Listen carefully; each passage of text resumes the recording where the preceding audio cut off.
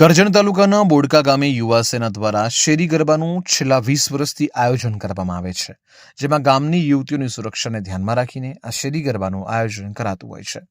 કરજણ તાલુકાના બોડકા ગામે યુવા સેના દ્વારા ગામની બેન દીકરીઓની સુરક્ષાને ધ્યાનમાં રાખીને યુવા સેનાએ ગામના રણછોડજી મંદિરના પટાંગણમાં શેરી ગરબાનું આયોજન કર્યું હતું. યુવા સેનાનું કહેવું છે કે હાલ ગરબાની રસિક યુવતીઓ પોતાના ગામમાં ગરબા રમતી નથી, પરંતુ મોટા મોટા શહેરોમાં રાત્રે એકલી ગરબા રમવા જાય છે અને યુવતીઓ સાથે અવારનવાર અણબનાવો બનતા રહે છે, જેને ધ્યાનમાં રાખીને બોડકા ગામના યુવા સેના દ્વારા શેરી ગરબાનું આયોજન કરવામાં આવ્યું હતું અને બોડકા ગામની યુવક યુવતીઓએ પણ યુવા સેનાને સાથ સહકાર આપી બોડકા ગામે મન મૂકીને ગરબે ઘૂમ્યા હતા.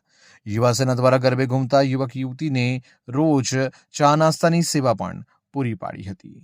નાવમાં નોરતાએ યુવા સેના યુવક મંડળે કરજણ શિનોરના ભૂતપૂર્વ ધારાસભ્ય સતીશભાઈ નિશાળિયાના પુત્ર ધ્રુમિલ કુમારને આરતી પ્રસંગે ભાવભીનું આમંત્રણ આપી આરતીનો લાભ આપ્યો હતો. બોડકા યુવા સેના દ્વારા આયોજિત આ શેરી ગરબાનું આયોજન અમે દર વર્ષે કરીએ છીએ અને દર વર્ષે અમે આખા ગામના વડીલો તથા માતા બહેનો અને યુવાનો ટ્રેડિશનલ ડ્રેસમાં આવી અને સરસ એવું ગરબાનું આયોજન યુવાનો દ્વારા કરવામાં આવે છે અને અમે દર વર્ષે કરીએ છીએ. આ છેલ્લા 20 વર્ષથી આ પરંપરા અમે ચલાવીએ છીએ અને સરસનું આયોજન એવું થાય છે.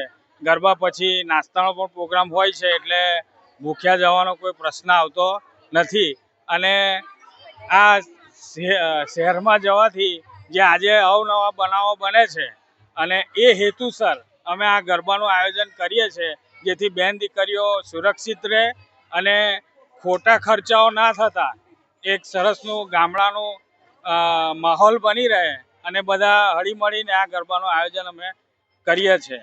આ ગરબા અમારા ગામમાં બોડકા યુવા સેના દ્વારા આયોજિત થાય છે અને ખૂબ સરસ આયોજન છે. એની પાછળ એક જ હેતુ છે કે આ ગામની બેન દીકરીઓ સુરક્ષિત રીતે ગરબા કરી શકે. જે મોટા સિટીઓમાં કે બહાર જે બનાવો બને એ ગામડામાં થતું નથી અને અમારા બોડકામાં દરેક ઉત્સવ એટલા સરસ થાય છે કે એનું તો વર્ણન જ નહીં થઈ. ગામડાનું કલ્ચર એ એવું કલ્ચર છે કે બધા જ નાના મોટા બધાને માન સન્માન આપે છે અને બધા પોતપોતાની મર્યાદામાં રહી અને